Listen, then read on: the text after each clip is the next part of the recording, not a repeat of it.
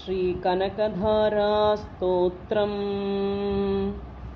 अङ्गं हरे पुलकभूषणमाश्रयन्ती भृङ्गाङ्गनेव मुकुलाभरणं तमालम् अङ्गीकृताखिलविभूतिरपाङ्गलीला माङ्गल्यदास्तु मम मङ्गलदेवतायाः।